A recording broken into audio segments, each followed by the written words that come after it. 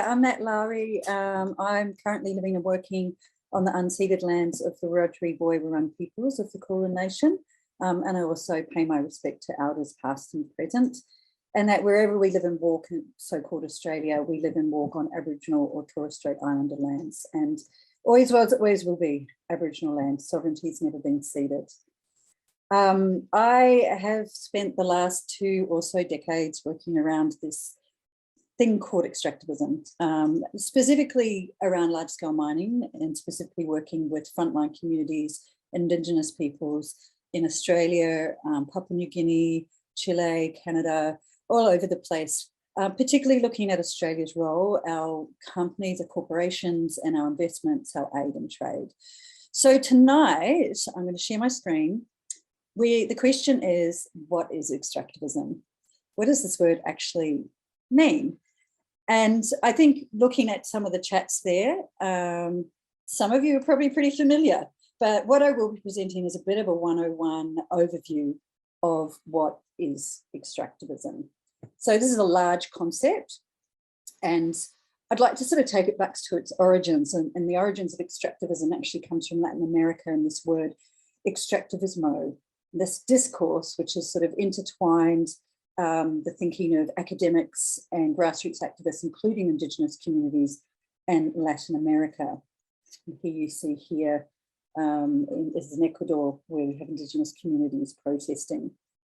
And this extractivismo centres the lands and communities directly affected by extractive projects. More often than not, they're in rural spaces, but as we see the growth of urbanisation globally, that's even shifted in Latin America. And so in Ecuador, for example, on this image on the right, these Indigenous communities, I think this is around 2015, they joined with a huge alliance of other radical groups and against sort of extractivism as a threat to their livelihoods, lands and waters for their collective rights to lands and culture. Oops. And this image that that's just come up on the left there, I think it's kind of important to note because this is in 2019. And if anyone doesn't know who Gina Rinehart is, she's the richest woman in Australia with a net worth of 31 billion, which has been made from extractivism, particularly mining.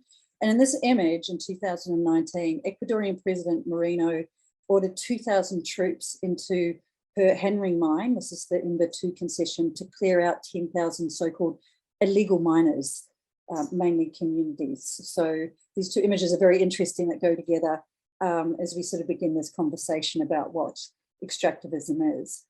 So this concept has travelled far and wide, and it's taken on new meanings and opened up new vistas of critique as well as resistance. And I think we have to remember in this conversation we're having in this space about extractivism, we're also talking about the resistance to it.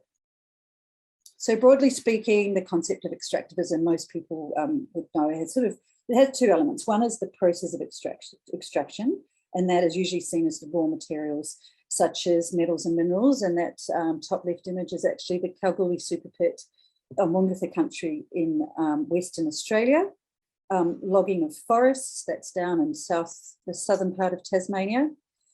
Agriculture, as we see there, that's Cubby Station up in Queensland. Fracking, gas fracking, that's a gas fracking area in Queensland. Hydroelectricity and hydro dams, that's the Snowy Hydro Dam, which was a very famous pioneering industrial endeavour of the sort of colonial Australia. And on the right here, you've got fish farms, the salmon fish farms in Tasmania. So these are the sort of process of extraction that we think of, I guess, when we think of extractivism. But the concept has also kind of migrated, and I think it's important to touch on some other sort of logics, extractive logics, outside of just extracting of natural resources. So one of these is, oops, my slide doesn't want to go forward for a reason. There we go. They call urban extractivism, or the sort of transnational commodity flows. And an example of this is like the fashion industry and the sweatshops. So, for example, Nike, with its athletic cult branding and marketing, is only really made possible because the making of their products are out of view halfway across the world. This extractive labor, this modern day slavery, which is very much what it is a human rights issue that is erased by this incredible marketing machine of Nike, like the just do it, just consume. Another form of extractivism or extractive logic is data extractivism, operations of digital platforms. So hand in hand with the development of information technologies, so social media, big data tools, machine learning, logarithms. The Economist is now saying that data has become the new oil of contemporary capitalism. So data has effectively become a kind of raw material that can be extracted, commercialized, refined, and processed, and then transformed into other commodities with added value. And you only have to look at the likes of Amazon, Google, Facebook, and their billion-dollar profits to see information as a key commodity of contemporary capitalism. So this is another extractive logic that's out there. Another extractive logic is the financial extractivism, through stock markets. And a really classic example of this, we who live in the major cities of Australia would have seen this very much over the last 10 or 20 years or more, and that's gentrification. So, for example, a social housing, a high-rise building for low-income people is bought by a rich investor or financier. He doesn't actually care about the building or the community that's in that building. They care about the assets of that building, the field of materiality, which goes back into this financial circuit. The building kind of no longer is seen as a building. It becomes a kind of a game of buy and sell. And that's at the expense of those low-income people who maybe didn't have the fanciest building, but it functioned and they had community. And another one of the extractive logics that we'll probably talk to in our future webinars is green extractivism. So this is around the global transition to renewables. So, a central demand of climate movements is to move to 100% renewable energy. And I think most of us on this call would go, yes, we want the fossil fuel industry to end. We need renewables. But this call is resulting in a new wave of extractivism that's reproducing the similar dynamics and practices that's really caused the climate crisis in the first place. And there's a potential, and there already is, widespread destruction and human rights abuses. And this is by the so-called transition minerals. These are things like cobalt, lithium, nickel, and copper, among many others. So it's the corporate and profit-driven renewable energy, sorry, my dog, and climate mitigation projects carried out at the expense and rights of Indigenous peoples and local communities. So in the case of tonight's webinar, we'll be mainly focusing back on the extraction of raw materials and bringing it back into the context of Australia, particularly the impacts on First Nations peoples, on their culture, their lands and water, and their ongoing resistance to extractivism. So in thinking about extractivism, there's also these assumptions of extractivism, of the extractivist model. It's like anything can be extracted: minerals, resources, labor, data and cultures, women's bodies. It's a take logic, not one of giving. And the extractivist model is built on these key assumptions that have proved to be a little relationship to reality, like domination of nature. So the scientific and technological domination of nature, which is considered as an unlimited pool of natural resources to be exploited and commodified. There's also, the rational economic man, the profit maximizing individual and isolated human whose well-being depends on the accumulation of material goods. There's also this conception of the economy as a closed cycle, which is driven by this logic of profit and incorporating only monetized relations and activities carried out on the market. And then the other one, which we hear all the time by our government, is the goal of unlimited growth.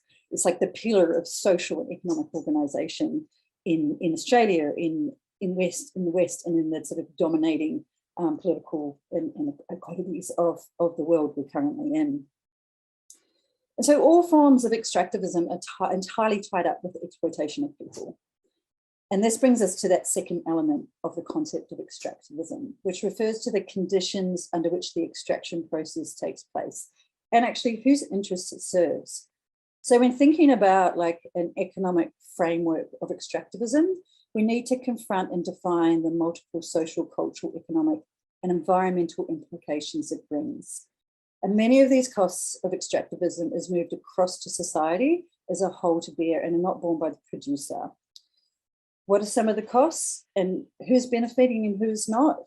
Well, one thing we have to put at the fore is this extractive logic is built on violence. And this includes, abuses to human rights, health, land, food, water, workers' rights, housing, freedom of assembly, access to information, cultural life, collective rights, displacement of people from their homes and lands, violation of Indigenous people's rights, treaties rights, sovereignty, and this includes the desecration of sacred sites. And I think most of you on this call, because it became such an international issue, would have heard of the destruction of the Juukan Gorge that belongs to the Putu, Kuntu, Kuruma and Punakura peoples in Western Australia and was destroyed by Rio Tinto. And even though there's been a report, and even though Rio Tinto got rid of some of its executives, they took big packages with them, mind you, big money packages. And even though they say never again, this will never happen again, the thing is it continues to happen. Extractivism continues to do this.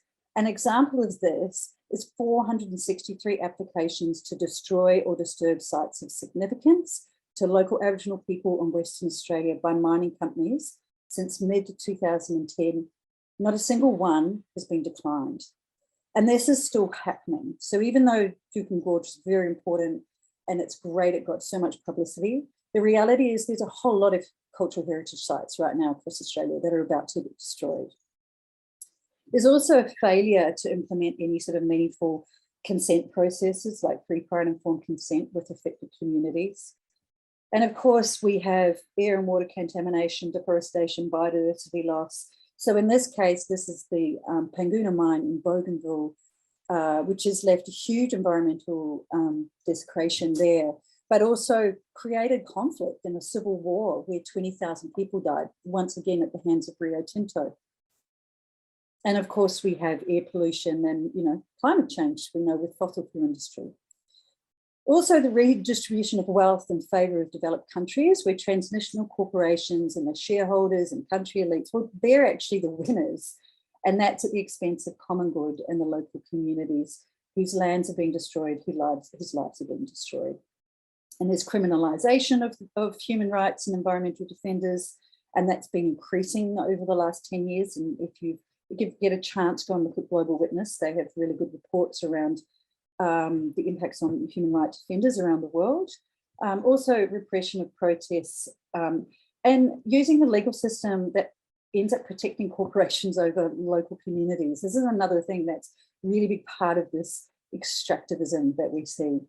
And also use of military and security forces, as I showed you in that image in the beginning of Gina Reinhardt's mine in Ecuador. And also, last but not least, gender-based violence and discrimination against women. So all these sort of impacts that I've spoken to, the communities that I've worked with, frontline communities I've worked with over the last 20 years, have either had to deal with many or all of those impacts. And they're really huge and they're really ongoing and they last for generations, as we see here in Australia. So what is extractivism in Australia then? What is Australia's role? What is the economic framework of extractivism here? So generally when people think of the extractivism development model, it's in place, it's been in place since sort of colonial times. And it's most often thought of in a framework of a dominant and highly unequal model of development, which is geared for the exploitation and marketing of natural resources in the global south for export to the rich economies of the global north. But Australia it's unique again. And here's a good quote actually from Eduardo Galeano, very much about that extraction from the colonies to go back to the colonizers. But in Australia, where we had colonization, we are, I mean, in terms of mining especially, but in terms of agriculture, we're an extractivist country. There's no doubt about it. And to kind of understand Australia in terms of extractivism, we need to unpack this idea of settler colonialism, which some people may or may not have heard of. So settler colonialism, is primarily about land. So the clue's in the name, you know, the settler stays and establishes sovereignty over stolen lands in the case of Australia, or stolen lands of First Nations peoples. And this is like a logic of elimination. It centres access to land as the primary motivation for elimination of the First Nations people here. And as you can see, you know, these Aboriginal men who are being incarcerated for probably no reason. Maybe they were defending their lands, you know. And so the settler state aims to displace First Nations presence through land theft and genocide, so they could establish their own direct connection with the land. So, you know, I'm a colonial settler and my privilege and benefits have been from this history, even though I may not have come here and done these atrocities myself. And to broaden this further, you have this sort of extractive settler capitalist economies, which brings us sort of into the current day. And I think this says it so much. It's the Mineral Council of Australia, you know, miners only recently, mining exports are the foundation of Australia's economic prosperity. So we still have this centred so much in our economic prosperity, is that we need to dig up the lands of First Nations people and then export it. And then, you know, we'll be wealthy. But it's at the cost of our environment, it's the cost of First Nations people, it's the cost of other local communities who are now seeing the impacts of this, farmers included. And so, you know, it's just been built on this ongoing process of Indigenous displacement and dispossession and erasure. And it still stands as one of Australia's most enduring national features. Not a great one, but it really is a feature of the history of this country. And in some ways, we are still very much about that. And we also export this extractive ideology overseas. So while we mine here, we also have a massive amount of corporations mining or opening up other large-scale developments in other parts of the world on other people's lands, on Indigenous lands, where they sometimes have less right to recourse and in these cases. But there's always resistance. So coming to the end, and I think this will be kind of a segue, you know, the resistance here has been important around extractivism. It's a very old image, land rights movement. This was more of a relatively new one. I think this is Seed Mob outside Parliament maybe a few years ago, land rights, not mining rights. So it's still very much embedded in the discourse of land rights in terms of First Nations movements here. So in some ways, just to sort of finish up, you know, there needs to be a recalibration of this Australian settler state that actually prioritises First Nations interests over our so-called national interests. But, you know, it's really sad to say nothing in living memory suggests that any government is up to embracing such a challenge. I think there's individuals and politicians who are out there, but in terms of governments and power, the revolving door of corporates, extractives, and our politicians is very, very intensive. So I believe it's actually up to us. It's us, the people. We need to stand up. We need to stand with First Nations people who fought against extractivism since the first days of colonisation. And extractivism is large, and to many of us, we can't see a way out of this extractive mindset or this sort of economy that we're in. However, alternatives to extractivism are just as expansive. And we will be, I think our next webinar will be looking at this, and we'll be looking at post-extractivism. So I want to leave on a note of thinking about an expansive visionary world beyond extractivism, a world of post-extractive economies and societies that protect culture and biological diversity, where we can create national and local systems of care, we can cancel external debt in global south, have a universal basic income, where food sovereignty is prioritised, and we restore and strengthen models and modes of information and communication that are rooted in society and community, and so much more. So I would end it there, and thank you very much.